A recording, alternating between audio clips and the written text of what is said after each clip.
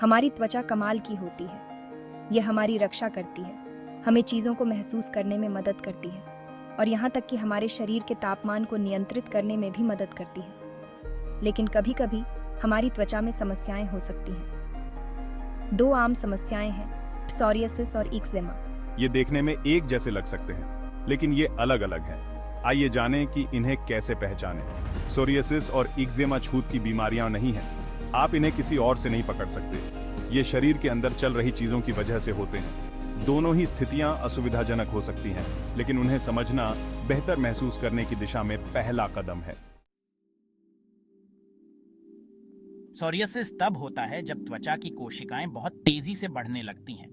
आमतौर पर त्वचा की कोशिकाएं लगभग 1 महीने में बढ़ती और झड़ती हैं, लेकिन सोरियासिस के साथ यह प्रक्रिया तेज हो जाती है, बस कुछ ही दिनों में हो जाती है। अतिरिक्त कोशिकाओं के इस निर्माण से त्वचा पर मोटे पपड़ीदार धब्बे बन जाते हैं। ये धब्बे अक्सर लाल, खुजली वाले और कभी-कभी दर्दनाक भी होते हैं। ये शरीर पर कहीं भी दिखाई दे सकते हैं। कोहनी, घुटने, खोपड़ी और पीठ के निचले हिस्से आम जगह हैं। अगर आप त्वचा स्वास्थ्य के बारे में और जानकारी चाहते हैं, तो हमारे चैनल को सब्सक्राइब करें। एक्जिमा, जिसे एटोपिक डर्मेटाइटिस भी कहा जाता है, थोड़ा अलग है। यह प्रतिरक्षा प्रणाली की अति प्रतिक्रिया की तरह है। जब कोई चीज त्वचा को परेशान करती है, तो प्रतिरक्षा प्रणाली ओवरड्राइव में चली जाती है, जिससे सूजन आ जाती है। इससे त्वचा लाल, खुजली वाली और रूखी हो जाती है। अधिक गंभीर मामलों में यह फट भी सकती है, उसमें से रिसाव हो सकता है या खून बह सकता है।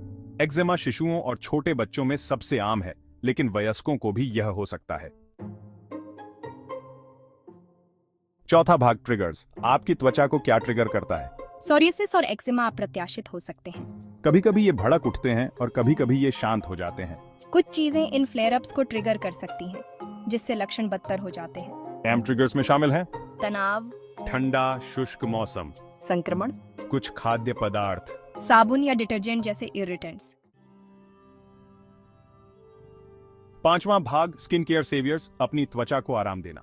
हालांकि सोरियासिस या एक्जिमा के लिए कोई एक आकार फिट सभी इलाज नहीं है, लेकिन ऐसी चीजें हैं जो आप लक्षणों का प्रबंधन करने और अपनी त्वचा को खुश रखने के लिए कर सकते हैं। कोमल कुंजी है, हल्के सुगंध मुक्त साबुन और क्लींजर का प्रयोग करें। Moisturise like a boss. दिन में कई बार गाढ़ा क्रीमी मॉइस्चराइजर लगाएं। शांत हो जाओ। ठंडे कंप्रेस खुजली वाली त्वचा को शांत करने में मदद कर सकते हैं। गर्म पानी से नहाने से बचें।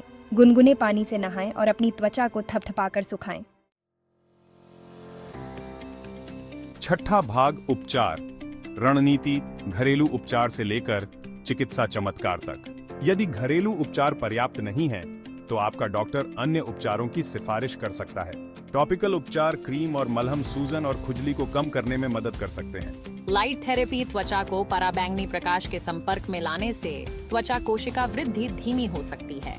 ऑरल या इंजेक्शन योग्य दवाएं गंभीर मामलों के लिए ये प्रतिरक्षा प्रणाली को नियंत्रित करने में मदद कर सकती है।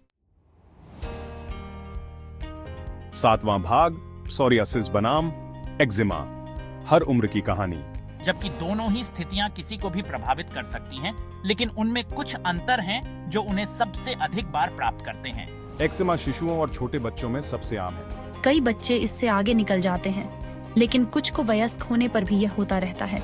दूसरी ओर, सोरियासिस आमतौर पर जीवन में बाद में दिखाई देता है, अक्सर 15 से 35 वर्ष की आयु के बीच। याद रखें, अपनी त्वचा की देखभाल करना महत्वपूर्ण है। अगर आपको लगता है कि आपको सोरियासिस या एक्जिमा हो सकता है, तो चुपचाप पीड़ित ना हो।